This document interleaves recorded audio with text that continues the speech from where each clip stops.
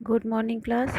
DElEd second semester प्रारंभिक शिक्षा के नवीन प्रयास, जिसमें हम आज अध्ययन करेंगे शिक्षक शिक्षा हेतु राष्ट्रीय पाठचर्या की रूपरेखा 2009 के विषय में हम लोग आज अध्ययन करेंगे। चलिए देखते हैं।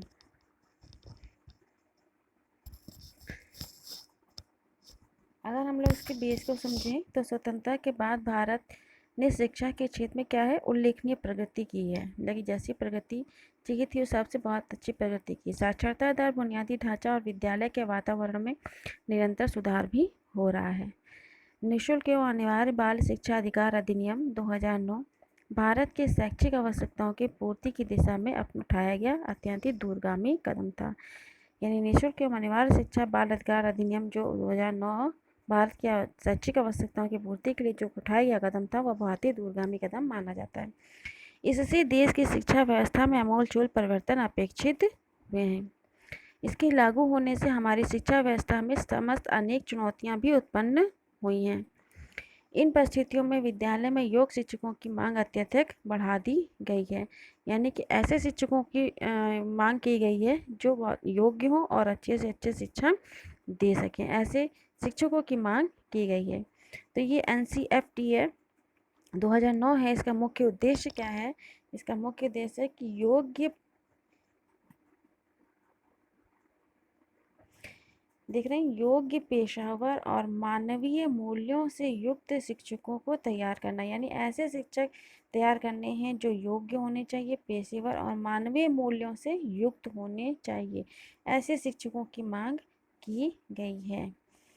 तो यहाँ पे आपको NCFT का फुल फॉर्म बताना है और NCFTE जो 2009 है इसके उद्देश्य आपको बताने हैं।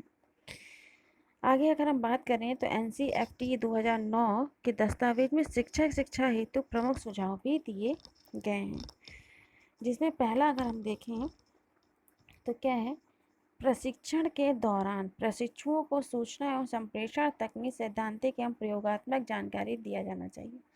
इससे वे भविष्य में अपने ज्ञान को अद्यतन रख सकें। यानी कि प्रशिक्षण के दौरान प्रशिक्षुओं को नॉलेज एवं कम्युनिकेशन की तकनीकी, सिद्धांतिक और प्रयोगात्मक जानकारी दी जानी चाहिए। ऐसी जानकारी दी जानी चाहिए जिससे ज़्यादा से ज़्यादा वो अपनी नॉलेज और कम्युनिकेशन को बढ़ा सकें। दूसरा अगर हम देखें तो प्रशिक्षण अवधि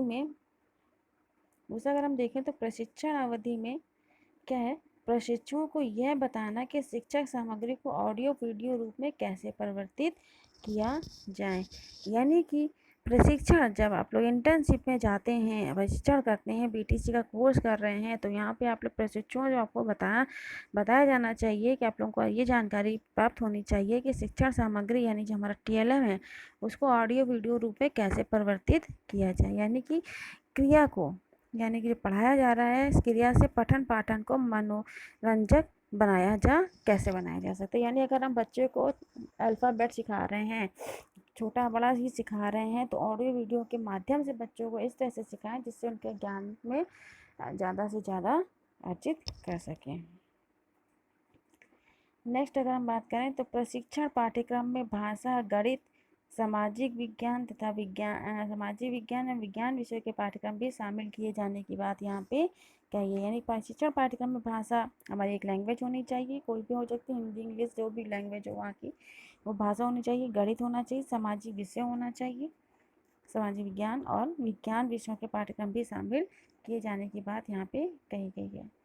नेक्स्ट अगर हम देखें तो प्रशिक्षुओं के पाठ्यक्रम में बच्चों के मनोवैज्ञानिक विकास के आकलन से संबंधित प्रशिक्षण सामग्री को समाहित करने की आवश्यकता है। यानी कि प्रशिक्षुओं को पाठ्यक्रम में बच्चों के मनोवैज्ञानिक यानी बच्चों के मन को समझने के आकलन से संबंधित, मन को समझ करके उनका आकलन करके और संबंधित जो प्रशिक्षण सामग्री हो को समाहित करें। यहाँ पे ऐसी बात यहाँ पे कही गई है। नेक्स्ट क्या है, टीचिंग लर्निंग सेंटर की स्थापना की जाए। स्थापना यहाँ पे है, स्थापना की जाए जहाँ सेवापूर्व एवं सेवारत शिक्षक बच्चों को शिक्षण के संदर्भ में व्यवहारिक प्रयोगात्मक कार्य करके अपना व्यावसायिक विकास कर सके। यानी बच्चों टीचिंग लर्निंग मटेरियल TLM जिसको बोलते हैं, क्या बोलते हैं, TLM है ना, TLM टीचिंग लर्निंग मटेरियल। यानी ऐसी टीचिंग लर्निंग मटेरियल की स्थापना की जाए जहाँ पे सेवा पूर्व यानी कि सेवा से जो पूर्व है और सेवारत जो सेवा में लगे हुए हैं शिक्षक बच्चों को शिक्षण के संदर्भ में ऐसे व्यवहारिक और प्रयोगात्मक कार्य करके उनका अपना व्यवसायिक विकास कर सकें।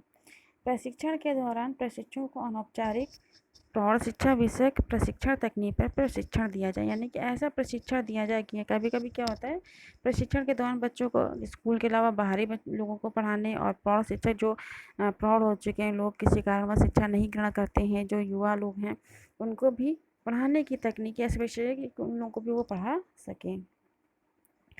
इसके 10+2 स्तर के बाद 4 या 5 वर्ष का प्रशिक्षण कोर्स होना चाहिए, यानी कि जैसे आप लोग ग्रेजुएशन के बाद बीटीजी कर रहे हैं तो यहाँ पे क्या हुआ 10+2 के बाद यानी कि इंटर के बाद 4 या 5 वर्ष का प्रशिक्षण कोर्स होना चाहिए, जैसे कि इस समय अब लागू किया जा रहा है।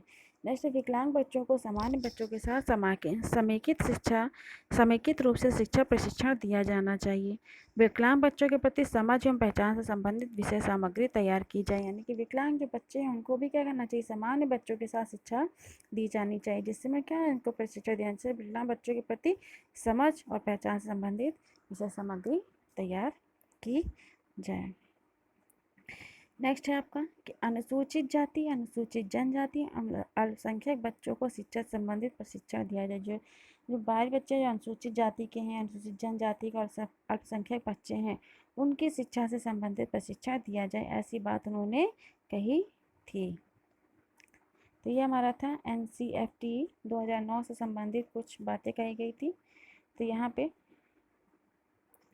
आज आपके चैप्टर यहाँ पे ये समाप्त हो रहा है। इसमें जो क्वेश्चन दिए गए हैं इन प्रश्नों को आपको करना है, करके उत्तर देना है और इसे अच्छे से समझिए। NCFT क्या है ये बहुत इंपॉर्टेंट है, इससे संबंधित क्वेश्चन आपका ज़रूर आता है एग्ज़ाम में। तो आज के लिए धन्यवाद।